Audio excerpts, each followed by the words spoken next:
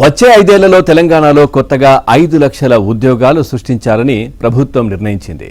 ఇక life sciences, pharma, Biotech, medical innovation వంటి రంగాల్లో 2.4 లక్షల కోట్ల రూపాయల పెట్టుబడులను ఆకర్షించాలని లక్ష్యంగా పెట్టుకుంది.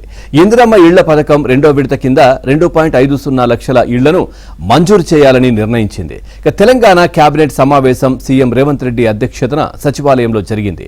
ఈ సమావేశంలో పలు అంశాలపై చర్చించి నిర్ణయాలు తీసుకున్నారు.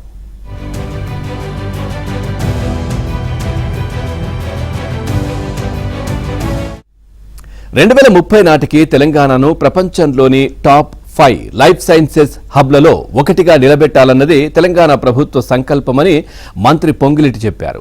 అందులో భాగంగానే next generation life sciences policy 2026-30కి మంత్రివర్గం ఆమోదం తెలిపిందని వెల్లడించారు.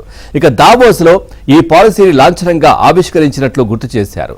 ఈ పాలసీ ద్వారా వచ్చే 5 ఏళ్లలో 5 లక్షల ఉద్యోగాలతో పాటు 2.4 లక్షల కోట్ల పెట్టుబడులను ఆకర్షించాలని లక్ష్యంగా పెట్టుకున్నామని తెలిపారు.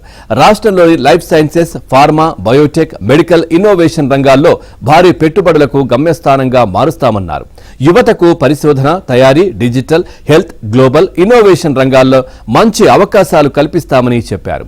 ఇప్పటి వరకు ఎక్కువగా తయారీ రంగంపై దృష్టి పెట్టగా ఇక నుంచి ఇన్నోవేషన్ పై దృష్టి సారించాలని నిర్ణయించినట్లు చెప్పారు. రీసెర్చ్ అండ్ డెవలప్మెంట్ యూనిట్లను కూడా పరిశ్రమలుగా గుర్తించే విధంగా ఈ పాలసీలో మార్పులు తీసుకొస్తున్నామని తెలిపారు.